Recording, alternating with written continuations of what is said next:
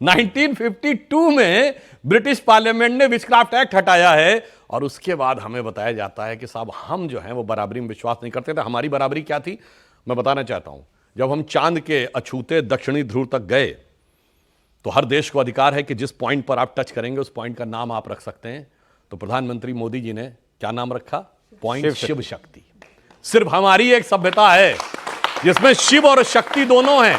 अच्छा, हमारे यहाँ एक और बहस चलती है, आपने देखा होगा ये कि भारत देश जो है वो तो आजादी के बाद ही बना और उसमें भी जब हमको संविधान मिला तो हमको जीने का तरीका आया, नहीं तो हम तो पता नहीं पहले कैसे जीते थे। और पहले तो कहते थे कि भाई बस राजा महाराजा होते थे, वो जैसे पूरी दुनिया में थे, उन्होंने अपने छोटे छोटे छोटे छोटे राज्य बना रखे थे। भारत एक राष्ट्र के तौर पर भारत की कोई कल्पना नहीं करता। एक सेक्शन है हमारे यहाँ आज भी जो कहता है ऐसा एग्जिस्ट नहीं करता था भारत।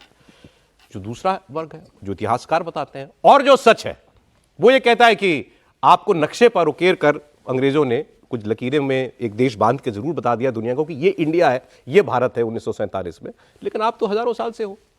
तो वो जो हम हजारों साल से हैं उसकी गिनती क्यों नहीं होती राष्ट्रों में?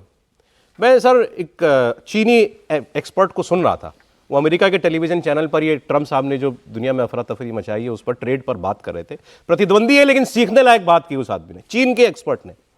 उनसे वहां टीवी एंकर ने बोला कि आप आप अगर नहीं मानेंगे हमारी बात तो हमारा बाजार आपके लिए बंद हो जाएगा, अमेरिका की बात नहीं मानेंगे। उन्होंने कहा कर दो बंद, हमें जरूरत नहीं है, हम दुनिया पूरी पड़ी, हम वहां व्यापार कर लेंगे। फिर उन्होंने कहा कि हम 5000 साल से चले आ रहे हैं, चीन 5000 साल पुरानी सभ्यता है और इस दौरान अमेरिका कहीं नहीं था, अमेरिका भी आया 250-300 साल से, और हम आगे भी 5000 साल रहेंगे। आप रहेंगे कि नहीं रहेंगे हमको नहीं पता।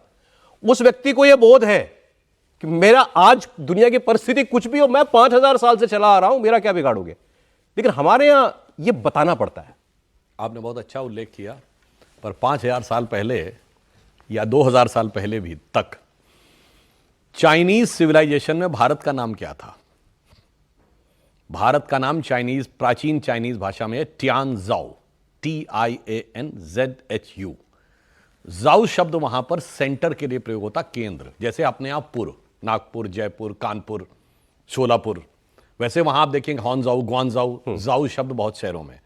और टियान का मतलब जानते क्या होता है? स्वर्ग, हेवन।